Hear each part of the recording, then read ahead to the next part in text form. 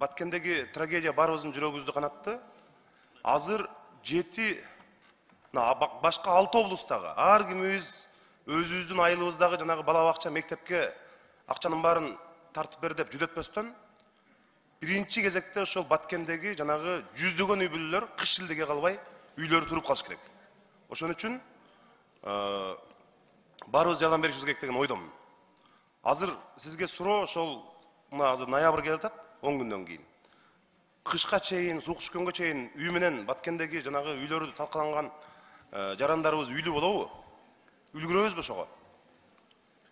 Биз өкмөт тараптан болгон шарттарды түзүп бердик. Азыр эми курулушчуларга Кудай күч кубат берсин деп атабыз. Курулушчуларыбыз ушу жаңы жылга чейин бүтүргөнгө аракет кылабыз деп атат.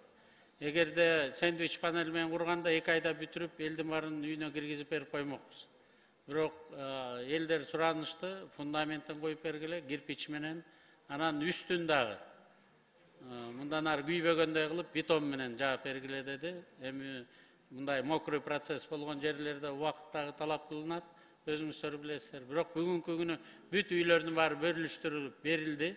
МЧС менен жардам берип баарын тазалап бүтүрдүк. Азыр курулуш иштерине кириштик. Кирпичтери бар, цементи бар, арматурасы бар.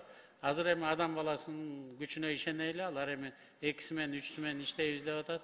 Болгон аракетибизди жумшайбыз. Азыр ошо атайын бир ген патриотчикти алганбыз. Урматтуу президент Садыр Нуркожоевичке да сөз берди. Ушу кышка чейин элдердин баарын киргизебиз деп.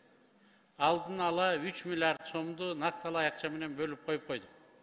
Акча керек деген убагында берип турабыз. Эшик терезелерине заказ кылып, алдын ала баары аракет кылып атабыз.